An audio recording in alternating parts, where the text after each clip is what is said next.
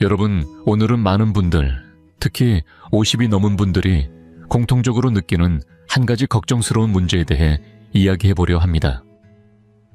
바로 근육이 줄어들고 다리에 힘이 빠지는 현상입니다. 예전엔 산도 잘 오르고 바닷가도 거뜬히 다녔던 분들이 요즘은 몇 걸음만 걸어도 숨이 차고 계단 하나 오르기도 벅차며 쪼그려 앉았다가 일어나는 것조차 힘들어졌다고 합니다. 병원에 가보면 근감소증이라는 생소한 진단을 받고는 이는 자연스러운 노화라 어쩔 수 없다고 하며 단백질을 많이 먹고 근력 운동을 하라는 말만 듣게 됩니다. 그래서 많은 분들이 단백질 보충제를 마시고 각종 영양제를 챙겨 먹으며 매일같이 헬스장에 가서 운동을 시작합니다. 물론 일부는 조금 나아졌다고 느낄 수 있겠지만 대부분은 기대한 만큼의 효과를 보지 못하고 단백질을 먹고 나면 속이 더부룩하고 소화가 잘 안 되며 운동 후에는 무릎이나 허리에 통증이 생기기도 합니다. 왜 그럴까요? 처음부터 방향을 완전히 잘못 잡았기 때문입니다. 오늘은 이 문제의 근본적인 원인을 가장 간단하고 분명하게 알려드리겠습니다.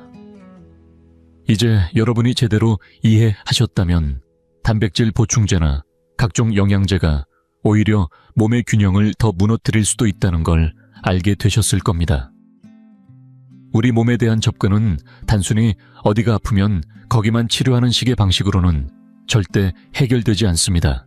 사람의 몸은 유기적으로 연결된 하나의 전체이며 근육이 줄어드는 건 단순히 근육 자체의 문제가 아니라 몸속의 전체 시스템에 이상이 생겼다는 신호입니다. 근감소증이라는 이름은 단지 결과일 뿐 그 이면에 숨겨진 뿌리는 따로 있다는 사실을 놓쳐서는 안 됩니다. 본격적으로 진짜 원인을 이야기하기 전에 먼저 현대의학의 관점을 간단히 짚고 넘어가겠습니다. 사람들은 근육이 빠지는 이유를 단백질 합성이 줄고 분해가 늘어나기 때문이라고 말합니다. 얼핏 들으면 그럴듯하죠.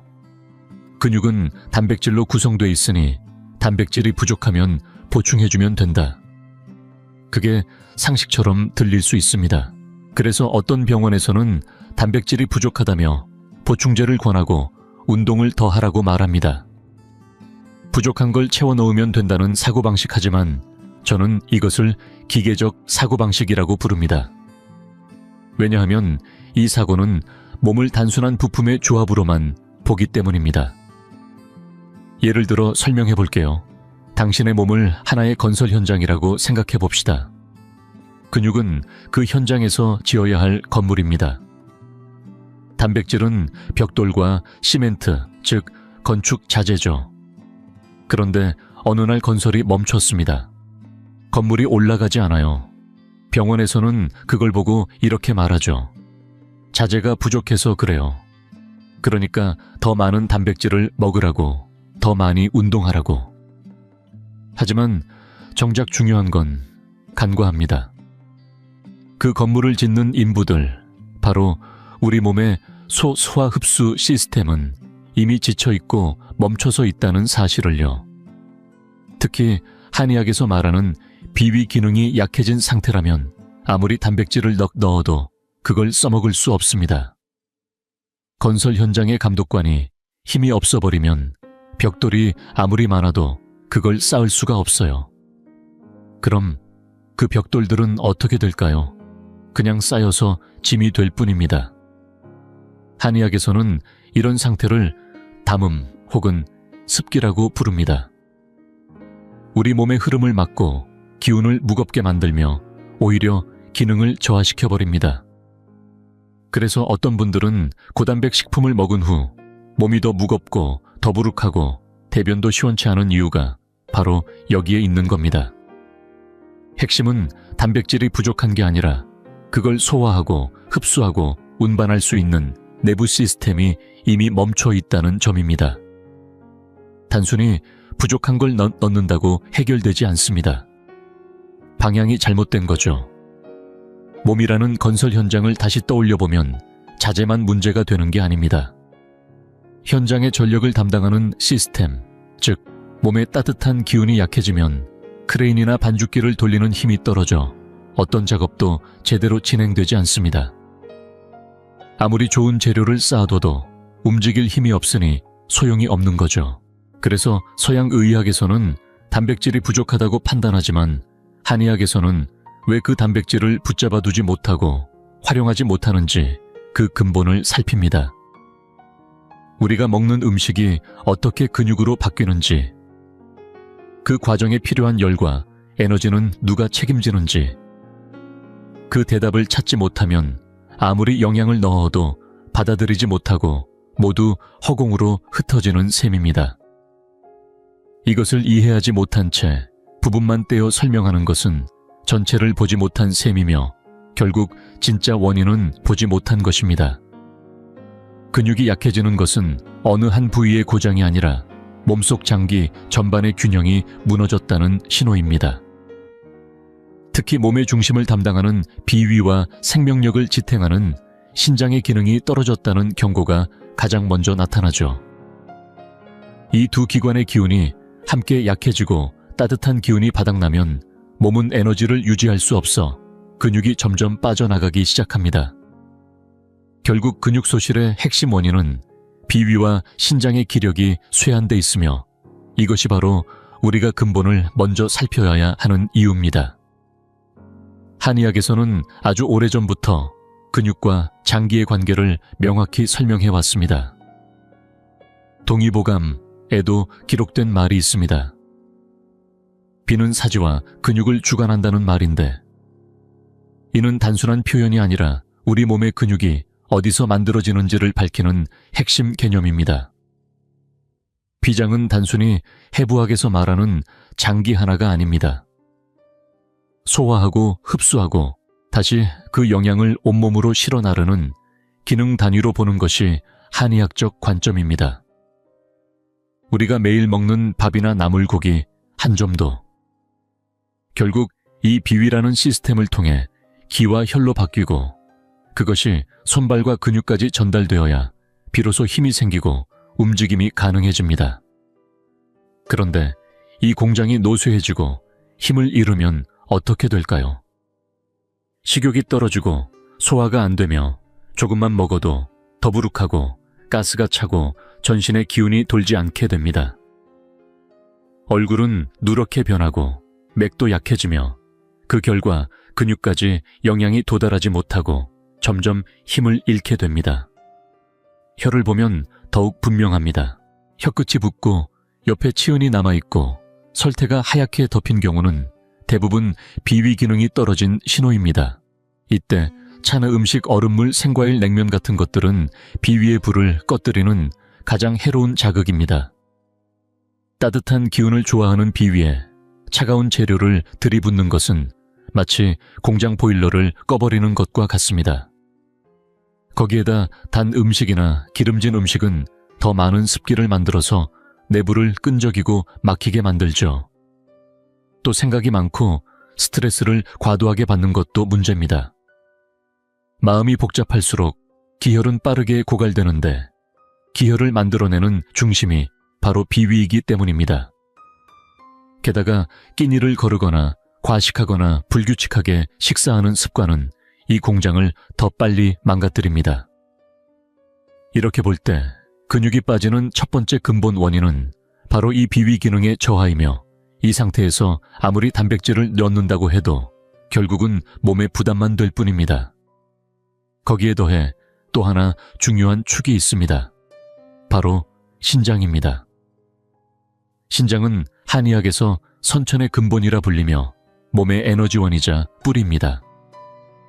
신장이 강해야 뼈와 관절이 튼튼하고 하체에 힘이 실리며 온몸의 기운이 골고루 퍼질 수 있습니다.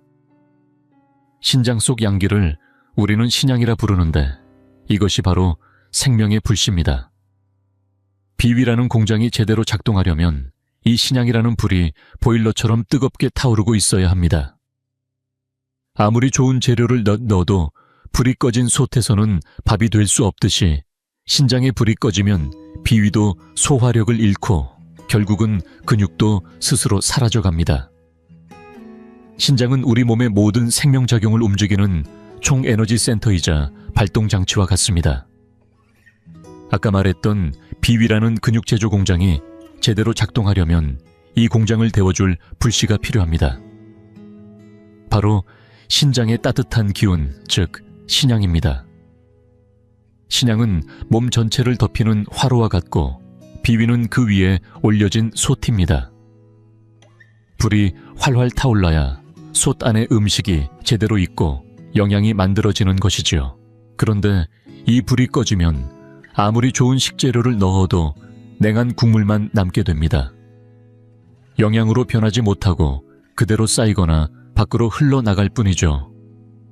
결국 비위 기능이 약해진 근본 원인 중 하나가 바로 이 신장의 불씨가 사그라든 데 있는 것입니다. 한의학에서는 예부터 이렇게 말합니다. 사람은 다리부터 늙는다. 그리고 그 배경에는 신장에 쇠약이 있다고 했습니다. 왜냐하면 허리와 다리는 모두 신장의 영역이기 때문입니다. 실제로 오래 사는 분들 중에는 90이 넘어서도 척척 걷고 허리를 꼿꼿이 펴고 사는 분들이 계신데 이런 분들은 예외 없이 신장의 전기가 왕성합니다. 반대로 다리가 자주 풀리고 허리가 시큰하거나 무력해지고 손발이 차고 위장이 냉하고 감기에 자주 걸리는 분들은 대부분 신장의 기운이 빠져있는 상태입니다. 신장이 허하면 하체부터 힘을 잃고 근육은 그 다음 희생양이 됩니다. 특히 하체 근육은 이 영향을 가장 빨리 받습니다.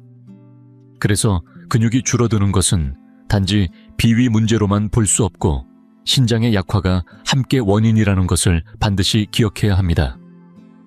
그런데 여기에 더해 또 하나 중요한 요소가 있습니다. 바로 간입니다. 한의학에서는 간이 근육과 인대를 주관하고 근육의 탄력과 수축력을 유지해주는 역할을 한다고 봅니다. 우리가 팔을 뻗고 다리를 걷고 무릎을 굽히는 모든 동작은 간에서 보내는 혈액이 인대와 근육에 충분히 공급될 때 원활히 이루어집니다. 그런데 간혈이 부족해지면 근육이 건조하고 푸석해지며 조금만 움직여도 쥐가 나거나 관절이 뻣뻣해지고 경직되며 움직임이 둔해집니다. 결국 간혈이 부족하면 근육 기능도 저하되는 것이죠. 그럼 간의 혈은 어디서 오느냐? 역시 비위에서 만들어진 영양이 간으로 전달되어 만들어지는 것입니다. 즉, 비는 토대 신장은 뿌리가는 연결고리입니다. 이 셋 중 하나만 무너져도 근육과 기력이 영향을 받습니다. 결론적으로 말해볼까요?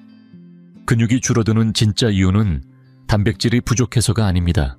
비위 기능이 약해져 음식을 제대로 기혈로 바꾸지 못하고 신장이 허약해 생명의 불이 꺼져버리고 간혈이 부족해 근육을 길러내지 못하는 것입니다.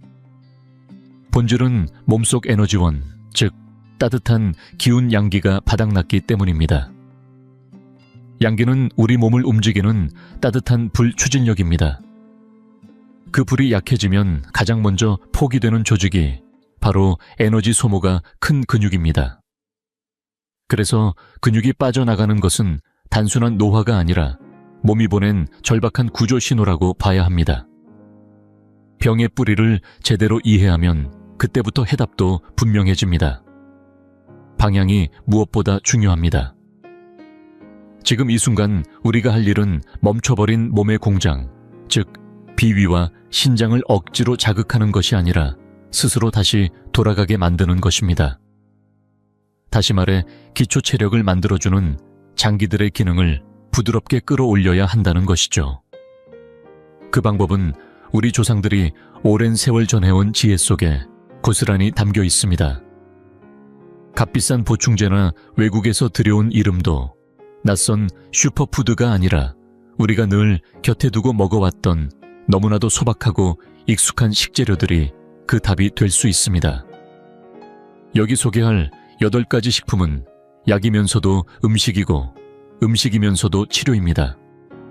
단 조건이 하나 있습니다.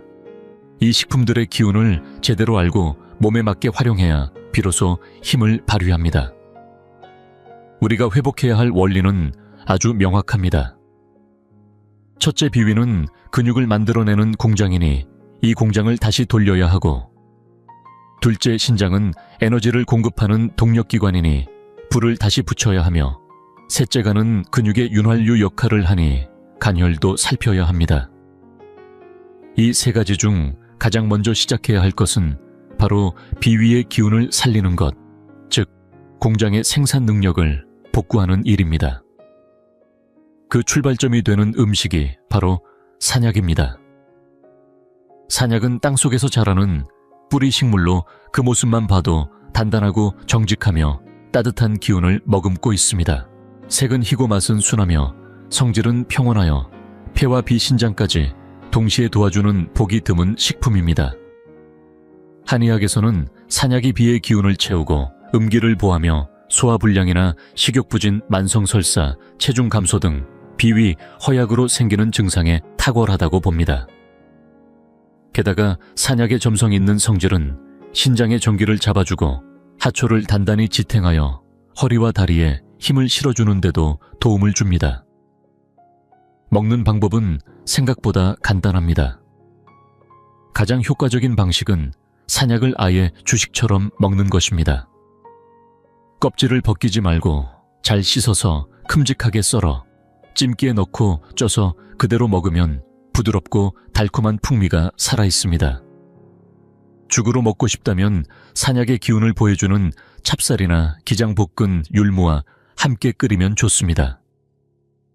이 조합은 비위를 따뜻하게 하고 습기를 제거하며 신장을 보하는 삼박자의 효과를 냅니다. 한 가지 주의할 점은 율무는 반드시 볶은 것을 써야 차가운 기운을 피할 수 있습니다. 반찬으로는 산약을 넣은 갈비찜이나 산약과 목이버섯을 볶은 요리가 좋습니다. 이 모든 방법에서 중요한 것은 꾸준함입니다. 하루 이틀로 효과를 기대하지 말고 매일 일정량의 산약을 끈기 있게 먹는 것이야말로 근육을 되살리는 첫걸음입니다. 단백질 파우더를 몇 잔 마시는 것보다 당신의 비위에 온기를 주는 산약 한 조각이 훨씬 큰 변화를 만들어낼 수 있다는 사실을 잊지 마세요. 두 번째로 중요한 보물은 바로 환기입니다. 앞에서 산약이 몸의 공장을 수리하고 기초를 닦는 역할이었다면 환기는 그 공장에 전력을 채워넣는 굵은 전선과 같습니다. 환기는 기를 보하는 대표 약재로 예부터 귀하게 쓰여왔으며 따뜻한 성질을 가지고 있어 비위와 폐, 그리고 기운의 순환을 동시에 북돋아줍니다. 환기의 가장 큰 특징은 중기라는 중심 에너지를 끌어올리는 힘입니다. 비위가 충분히 따뜻해지고 기운이 차오르면 소화와 흡수가 원활해지고 그 결과 근육까지 안정적으로 기혈이 전달됩니다. 반대로 기가 아래로 처지는 사람들은 쉽게 피로하고 기력이 빠지고 장기들이 아래로 늘어지는 느낌이 생기며 근육 또한 탄력을 잃고 처지게 됩니다. 환기는 이러한 가라앉은 기운을 위로 끌어올려 몸 전체를 다시 활기 있게 만드는 약재입니다. 그래서 예로부터 뛰어난 한의사로 알려진 조선의 명예허준 또한 환기를 기운을 보하며 중초를 든든히 하는 약재로 기록했습니다. 환기를 먹는 법은 생각보다 간단합니다. 말린 환기를 물에 우려 따뜻한 차처럼 마시는 것이 가장 쉽고 부담도 적습니다. 하루 10에서 15g 정도를 끓는 물에 여러 번 우려 마시면 점차 몸의 기력이 채워지는 느낌을 받을 수 있습니다. 혹은 닭이나 소고기처럼 기력 회복에 좋은 재료와 함께 푹 고아 먹으면 그 풍미가 깊어지고 고기의 영양과 환기의 따뜻한 기운이 어우러져 허약해진 몸을 빠르게 회복시키는데 큰 도움이 됩니다. 전통적으로 당귀와 환기를 함께 쓰는 보혈탕에서는 환기의 양을 당귀보다 훨씬 많이 쓰는데 이는 환기의 기운이 혈을 만들어내는 과정까지 든든하게 도와준다는 의미입니다. 이제 세 번째 보물을 소개하겠습니다. 바로 몸을 따뜻하게 덮이고 신장의 양기를 북돋는 대표 식재료인 양고기입니다. 앞서 근육이 빠지는 근본 이유가 비위와 신장의 기운이 함께 약해져 따뜻한 에너지가 부족해진 데 있다고 말씀드렸습니다. 이러한 허한 상태를 회복시키려면 몸을 속부터 데워주는 따뜻한 음식이 꼭 필요합니다. 양고기는 따뜻한 성질을 가진 귀한 단백질 식품으로 예부터 기력을 회복하고 냉한 체질을 다스리는데 널리 쓰여왔습니다. 조선시대 한의서에서도 양고기는 속을 따뜻하게 하고 허기를 보하며 기운을 끌어올리고 몸의 냉기를 풀어주는 데 뛰어나다고 기록되어 있습니다. 특히 비위가 차고 소화력이 떨어지며 허리와 무릎이 시큰거리고 손발이 찬 사람에게 탁월한 보양 음식입니다. 겨울철 양고기를 먹으면 온몸에 따뜻한 기운이 퍼지는 것을 느낄 수 있는데 이것이 바로 양기가 보충되는 과정입니다. 가장 좋은 섭취법은 생강과 함께 넣어 푹 고아 만든 양고기탕입니다. 생강은 속을 두고 양고기의 기운을 더 강하게 끌어올려주며 몸속에 남아있는 냉기를 풀어주어 비위와 신장을 동시에 도와줍니다. 또는 양고기에 무와 대추를 넣어 천천히 끓이면 자극적이지 않으면서도 깊은 단맛과 따뜻한 기운이 어우러져 허약한 몸을 안정적으로 회복시키는 데 좋습니다. 다만 양고기는 성질이 따뜻하기 때문에 몸에 열이 많고 입이 잘 마르거나 혀가 붉은 사람은 양을 조절하거나 시원한 성질의 채소와 함께 먹으면 됩니다. 중요한 것은 과하지 않되 꾸준하게 먹어 몸을 속부터 따뜻하게 하는 것입니다. 네 번째 색으로 색을 보완하여 뼈를 튼튼하게 하고 허리를 강화하는 최고의 식재료는 바로 검은 콩입니다. 우리 한의학의 오행 이론에서는 검은색이 신장과 깊은 연관이 있다고 보며 검은색 식품은 대부분 신장을 보하는 데 탁월한 효능이 있다고 알려져 있습니다. 그 중에서도 검은 콩은 신장의 뼈라 불릴 만큼 뛰어난 식재료로 꼽힙니다. 검은 콩은 성질이 평하며 위와 간을 보하고 신장을 따뜻하게 해주어 허리와 다리에 힘을 실어주며 기혈의 흐름을 원활하게 해주는 역할도 합니다. 특히 검은 콩이 우리 신장과 닮은 모양이라는 점에서도 한의학의 이형보형 이론이 그대로 드러납니다. 어떻게 먹어야 할까요? 간단합니다. 볶은 검은 콩을 현미식초에 일주일 이상 숙성시켜 하루에 한 숟가락씩 드시면 됩니다. 이는 조선시대의 대표적인 보신 요법으로도 전해져 내려왔습니다. 또 하나의 추천 방식은 검은 콩과 돼지꼬리를 함께 푹 끓인 검은 콩 꼬리곰탕입니다. 돼지꼬리 역시 형태가 허리뼈와 유사하여 이형보형의 원리에 맞고 검은 콩과 함께 섭취하면 허리를 튼튼하게 하는데 큰 도움이 됩니다. 아침에 마시는 한 잔에 삼흑두유도 좋습니다.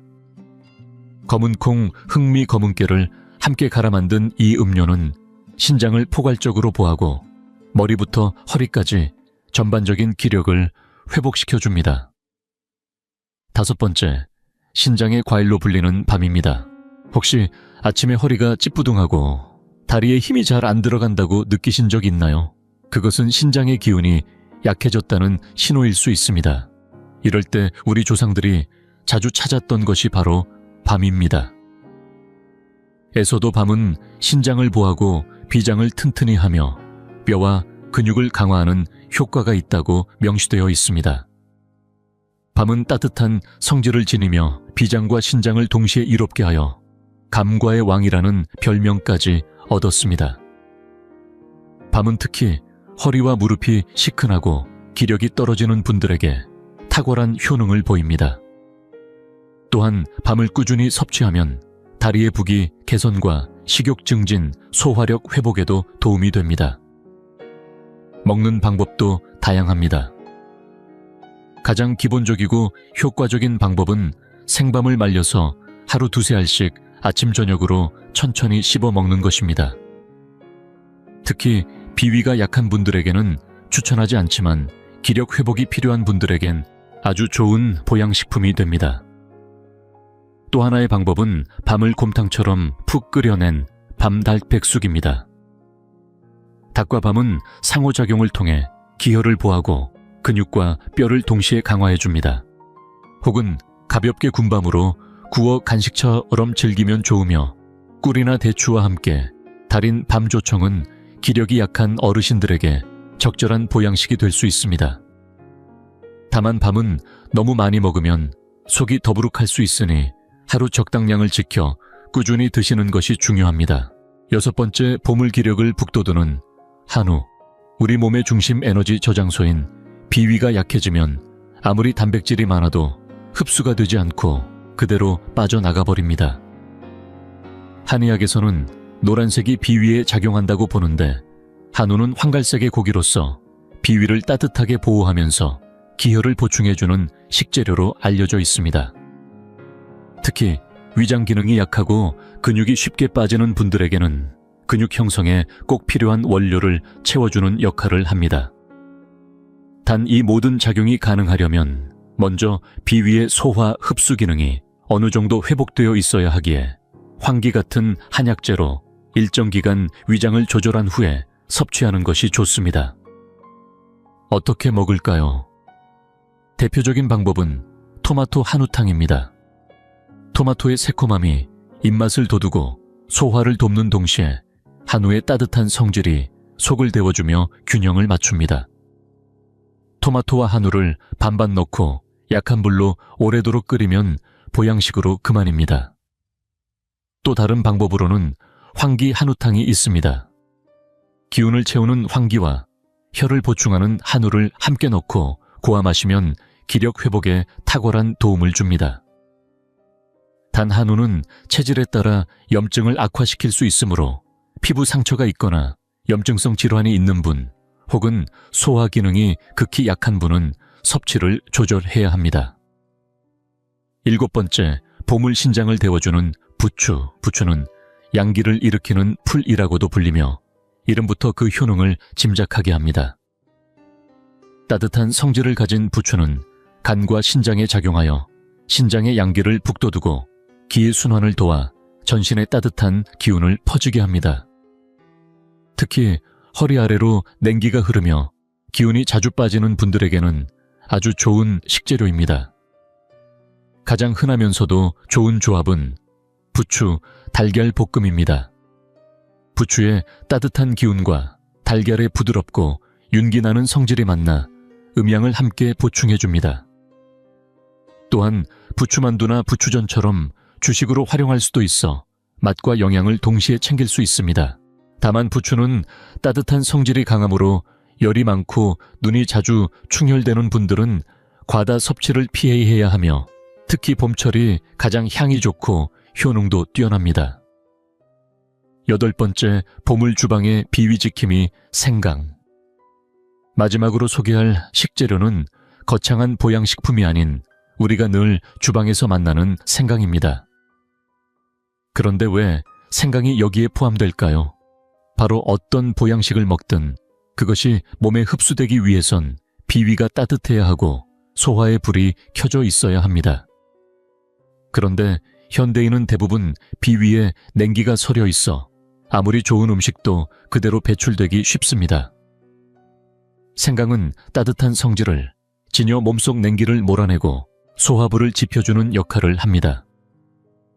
마치 기를 먼저 트는 장군처럼 식사 전에 비위를 데워 소화력을 높여주는 것입니다. 어떻게 사용할까요? 기본은 모든 요리에 생강을 넣는 습관입니다. 해산물이나 겨울 채소, 육류 등을 조리할 때 생강을 함께 넣으면 비린내를 잡고 소화를 돕습니다. 아침에는 껍질째 생강 3조각을 얇게 썰어 입에 머금거나 생강차로 마시면 하루의 양기를 깨우는데 큰 도움이 됩니다. 감기에 걸릴 듯 몸이 으슬으슬하다면 즉시 흑설탕 생강차를 끓여 따뜻하게 한 잔 마셔보세요. 한기가 몸을 떠나면서 면역이 깨어납니다. 이 8가지 식재료, 황기와 생강으로 비위를 다지고 한우와 달걀로 기혈을 채우며 부추로 신장을 데워 전신 순환을 돕는다면 근육이 빠지는 문제를 뿌리부터 해결하는 완전한 식이 처방이 완성됩니다.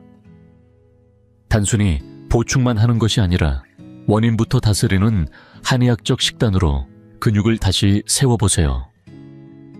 좋은 식재료를 가지고 있다고 해도 제대로 된 조리법과 생활 습관이 함께하지 않으면 효과는 반감됩니다.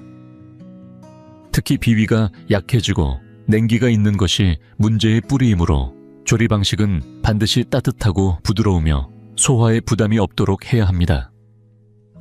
기름에 볶거나 직화로 굽는 조리법보다는 오래도록 부드럽게 끓이는 탕이나 찜 전통 한방차와 같은 방식이 바람직합니다. 예부터 내려온 한 그릇의 뜨거운 국물이 바로 우리 조상의 지혜입니다.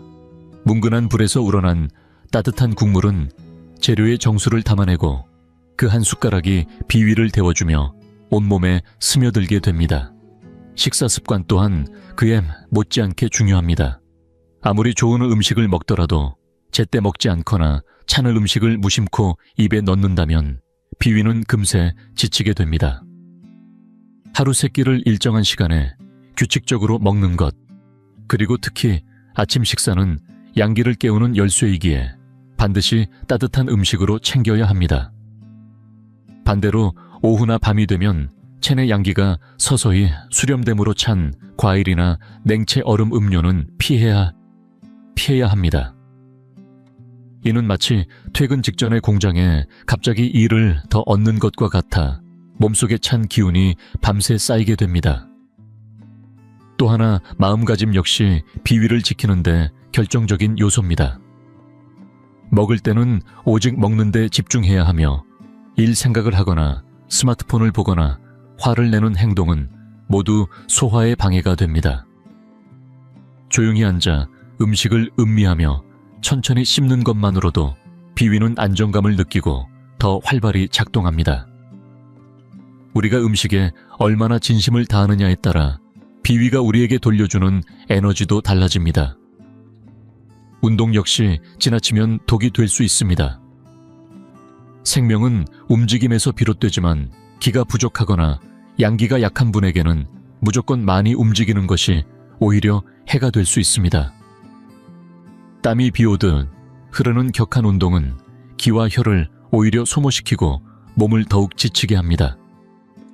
가장 이상적인 운동은 산책 가벼운 조깅 태극권이나 기체조처럼 부드럽고 규칙적인 동작으로 몸에 미세한 열이 날 정도로만 해주는 것입니다. 특히 식사 후 가볍게 걷는 것은 비위의 소화를 돕는 최고의 습관입니다.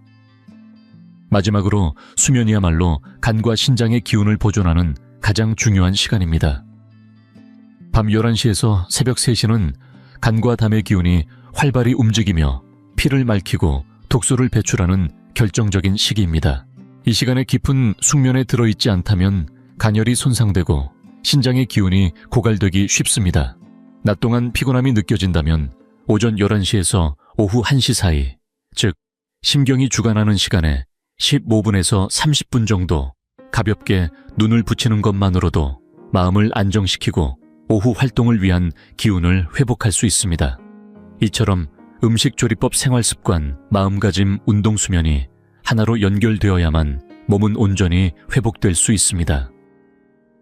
단지 무엇을 먹느냐보다 어떻게 살아가느냐가 결국 몸의 힘을 결정짓는 진짜 비결입니다. 여러분, 오늘은 긴 시간을 들여 근육 감소 문제를 한의학의 근본적인 관점에서 차근차근 풀어드렸습니다.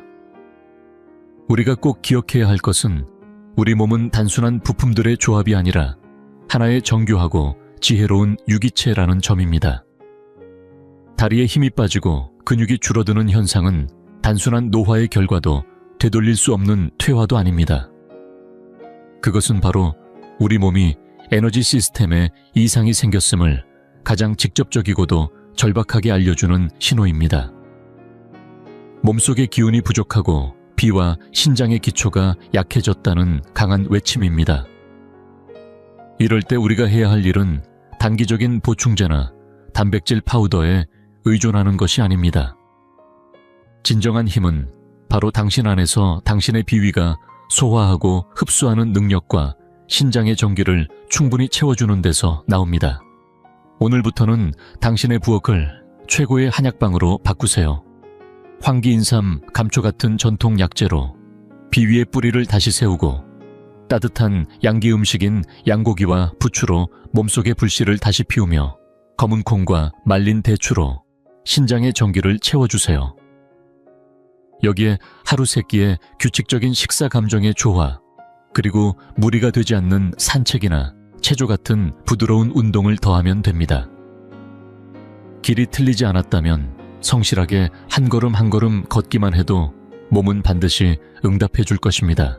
어느 날 문득 속이 편안해지고 밤잠이 깊어지며 손발이 따뜻해지고 허리와 등이 곧게 펴지며 힘없던 다리와 무릎이 다시 든든해지는 것을 느끼게 될 것입니다.